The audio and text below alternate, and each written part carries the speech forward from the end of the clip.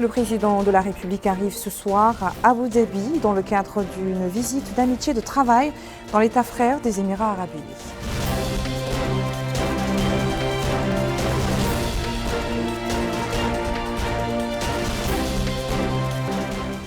Le président de la République invite dans son discours à Doha la communauté internationale à apporter davantage de soutien aux pays les moins avancés pour atteindre les objectifs du programme d'action 2030.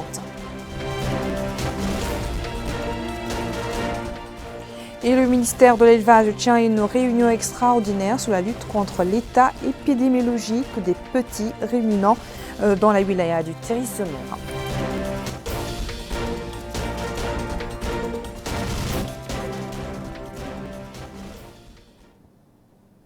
Voilà pour les titres, bonsoir et merci de vous joindre à nous. Comme annoncé dans les titres, le président de la République, Mohamed Chérif Ghazouani, est l'hôte ce soir de l'État des Émirats arabes unis, dans lequel il est arrivé ce dimanche soir.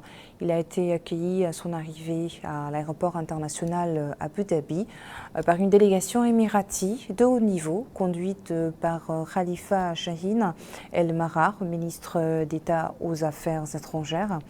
Notre ambassadeur auprès de l'État des Émirats arabes unis, Mohamed Ahmed Salem Mohamed Raja, et le personnel de l'ambassade dans ce pays.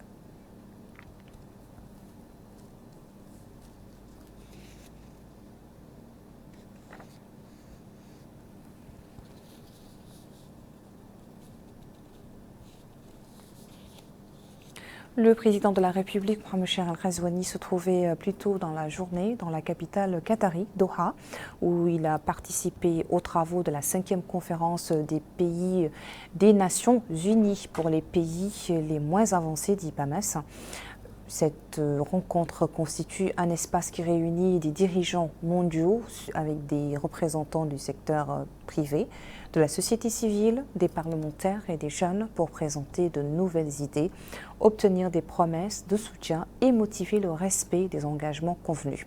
Les travaux de la conférence sont articulés autour de 6 axes principaux, à savoir investir dans les personnes, éradiquer la pauvreté, renforcer les capacités, exploiter le pouvoir de la science, de la technologie et de l'innovation, soutenir la transformation structurelle en tant que moteur de la prospérité, renforcer la participation des pays les moins avancés au commerce international et à l'intégration régionale, faire face au changement climatique et se remettre de la pandémie Covid-19.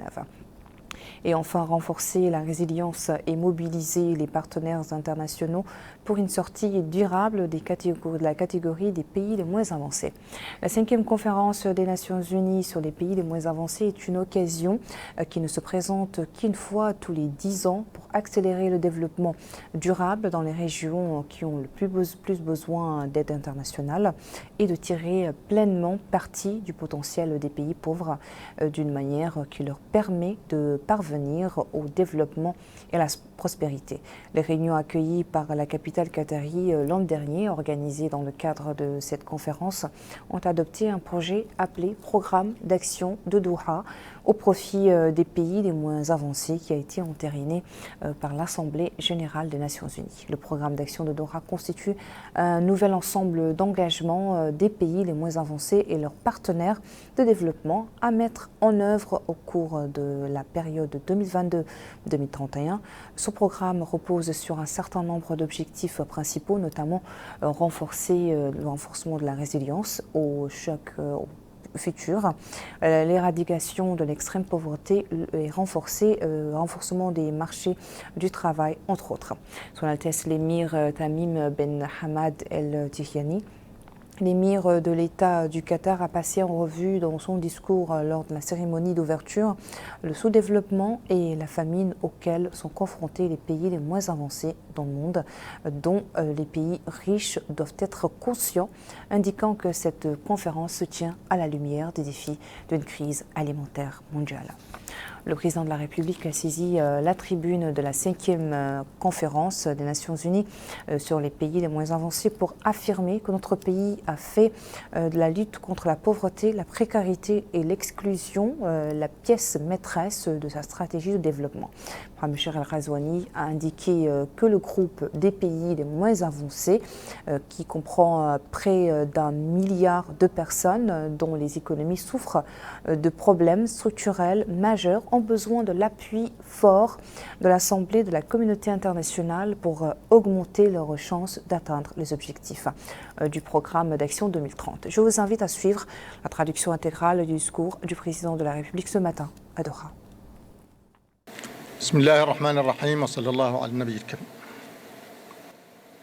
Au nom d'Allah, le miséricordieux, prière et paix sur ses messagers.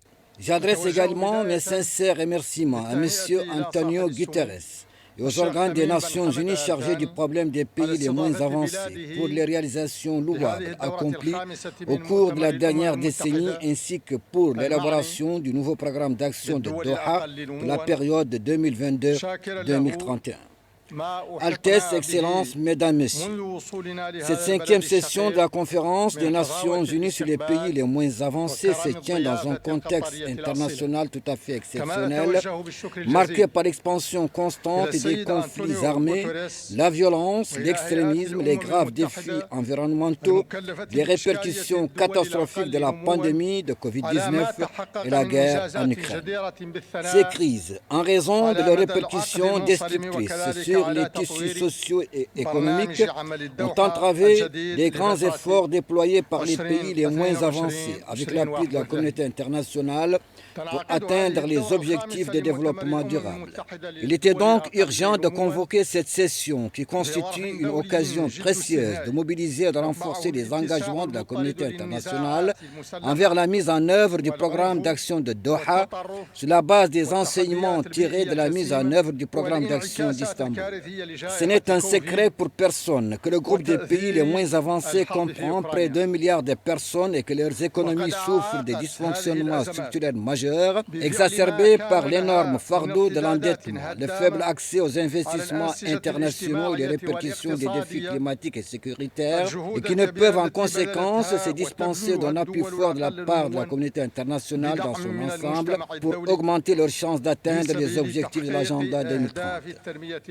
Il est vrai que le soutien de la communauté internationale au groupe des pays les moins avancés a contribué à l'obtention de quelques résultats positifs, permettant à un certain nombre de pays de sortir de ce groupe. Cependant, le faible nombre de ces pays indique à lui seul la nécessité de doubler l'appui international pour soutenir les pays les moins avancés dans leurs efforts visant à atteindre les objectifs de développement durable, en particulier le premier objectif relatif à l'éradication de la pauvreté. Nous, en République islamique de Mauritanie, avons fait de la lutte contre la pauvreté, la précarité et l'exclusion la pièce maîtresse de notre stratégie de développement. Nous avons donc construit un large filet de sécurité sociale. Avons aussi travaillé par des réformes structurelles à développer une économie diversifiée, plus forte et plus résiliente, capable de créer des opportunités d'emploi et de produire de la valeur ajoutée, tout en veillant à renforcer la gouvernance dans les domaines économiques, financiers et monétaires.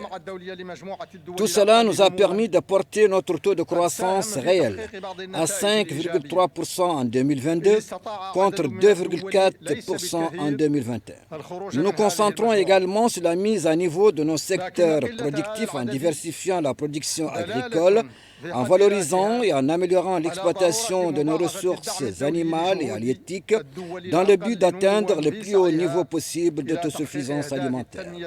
Parallèlement, nous déployons de grands efforts pour consolider la démocratie et l'état de droit, pour promouvoir les droits de l'homme et pour faire face aux différents défis sécuritaires et environnementaux.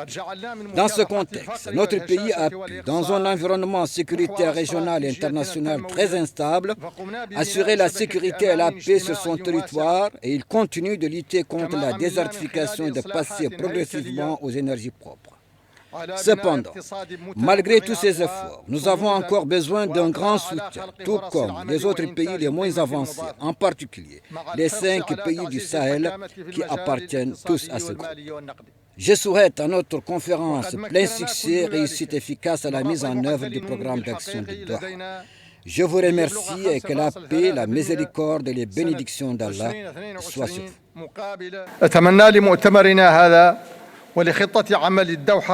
النجاح والتوفيق والسلام عليكم ورحمة الله وبركاته. L'actualité chez nous marquée ce week-end par les visites d'inspection effectuées par le ministre de l'Équipement et des Transports, porte-parole du gouvernement, Nani Choura, au niveau d'un certain nombre d'axes routiers urbains et d'autres travaux routiers en cours d'exécution dans la ville de Kifa. Nani Choura est aussi informé de l'évolution des travaux de réhabilitation du tronçon sur la route reliant les villes d'Amour, Abdelbagrou, Timbetra et Nema. Abdullah Damaba nous en dit plus. Le ministre de l'Équipement et des Transports s'est rendu à Kifa afin de s'enquérir de l'évolution des travaux de la voirie urbaine de la ville de Kifa. Il s'agit de 6 km de voirie urbaine de la ville reliant les différents quartiers de cette localité. Il a sur place reçu des explications détaillées sur l'avancement des travaux et la réhabilitation de la voirie urbaine. Aziz Talib Ahmed Khair, chargé du suivi et des travaux de la voirie urbaine de la ville de Kifa et d'Ayoun, a indiqué que l'objectif de ce déplacement est de s'enquérir de l'avancement des travaux en cours. Il a ensuite souligné que les travaux qui relient la route ML à l'hôpital de la ville de Kifa de 2,5 km fait partie des chantiers en cours au niveau de ces localités.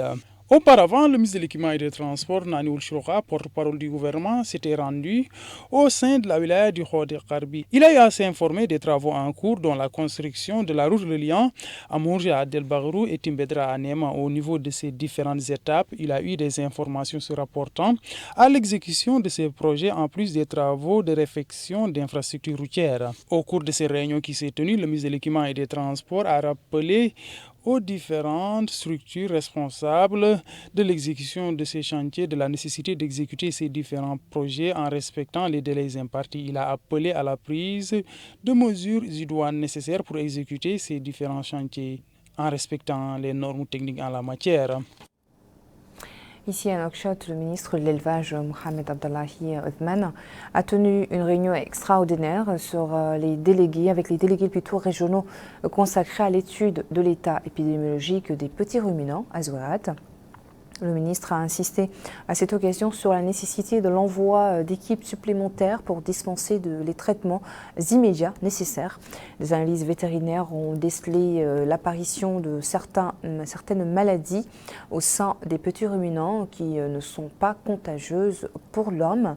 Le ministère a déjà envoyé 3 équipes d'intervention rapide qui ont vacciné au cours des derniers jours 70 057 têtes de caprins dans la wilaya du Térizemour qui viennent s'ajouter aux animaux vaccinés dans le cadre de la campagne nationale de vaccination qui a démarré en décembre dernier.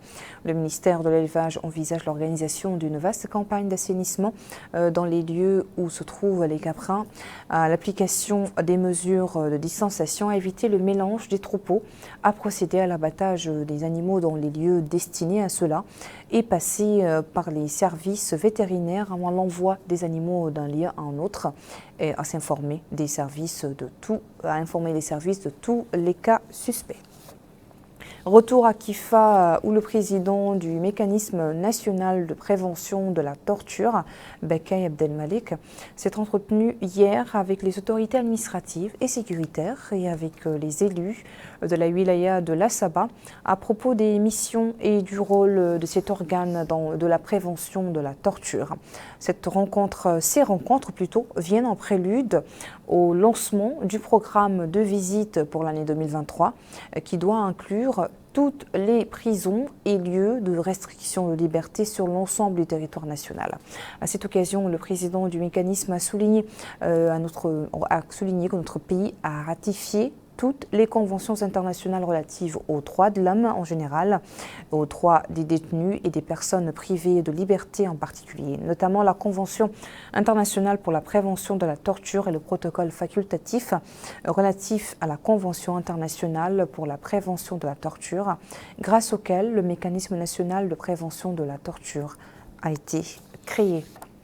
Nouakchott, et plus précisément la salle de l'Union nationale du patronat mauritanien, a abrité hier soir une manifestation culturelle organisée par l'Union des académiciens et intellectuels mauritaniens en commémoration de la proclamation de Nouakchott, capitale de la culture du monde islamique pour l'année 2023.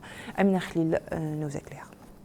L'Union des académiciens intellectuels de Mauritanie a célébré l'événement Nouakchott, capitale de la culture islamique, en présence de diplomates et intellectuels mauritaniens et étrangers.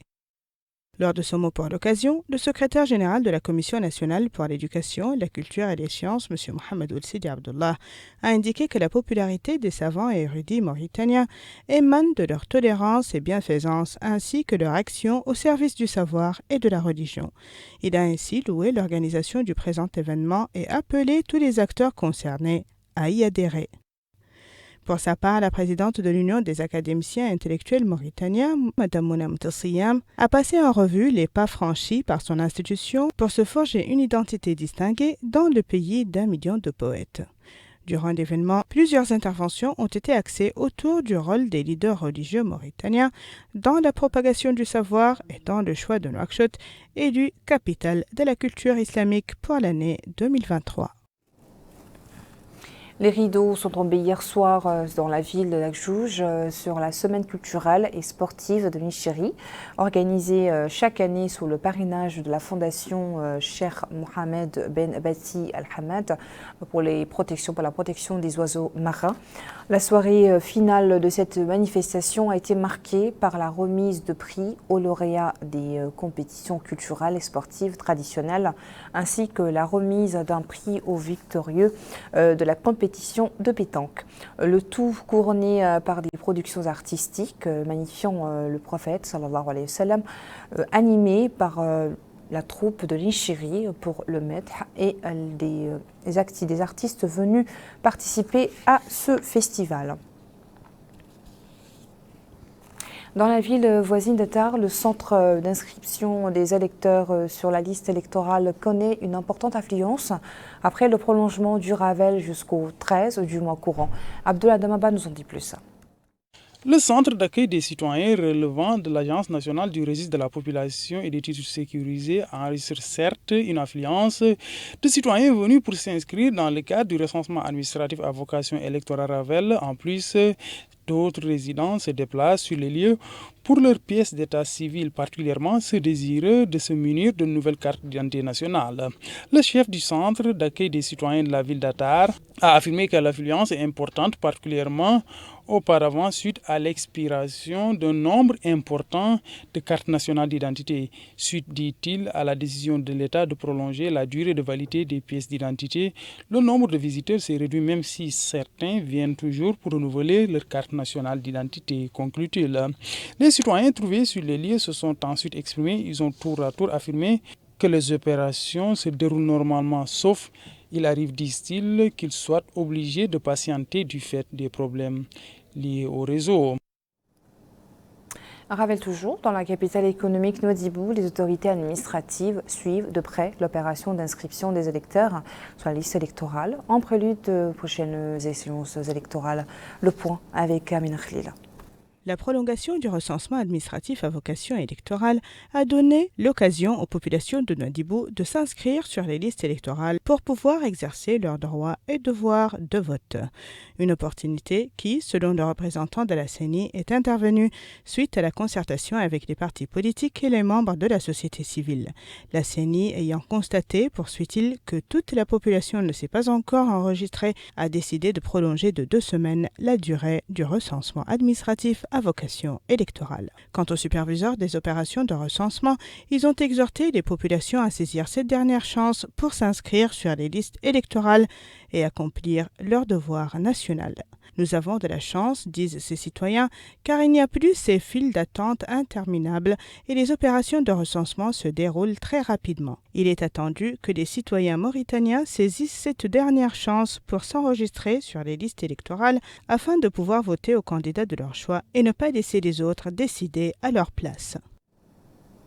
Ici à Nouakchott, l'organisation Ribat nationale de soutien au peuple palestinien a organisé hier soir une cérémonie de lancement du projet Waqf à Gaza, représenté dans la construction d'une mahadra baptisée au nom de feu Cheikh Sadbou Ahmed Bouha Shingiti.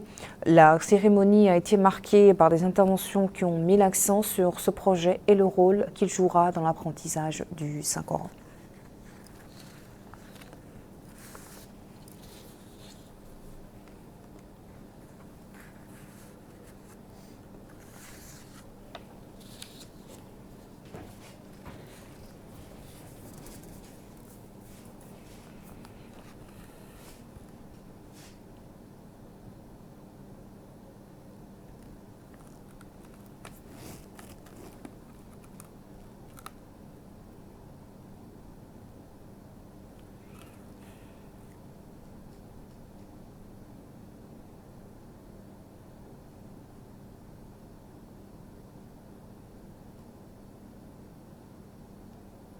Voilà, c'était donc le dernier sujet pour notre édition. Merci à vous de votre attention. Le rappel des principaux titres.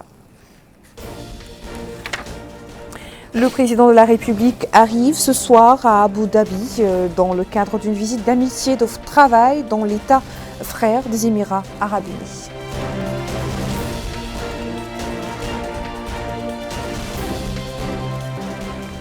Le président de la République invite dans son discours à Doha la communauté internationale à apporter davantage de soutien aux pays les moins avancés pour atteindre les objectifs du programme d'action 2030.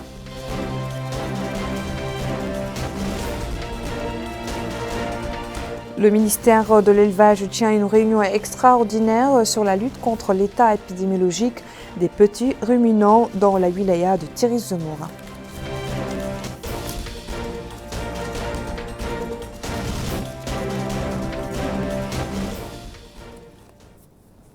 Le programme continue sur El Mauritania. Très bonne suite.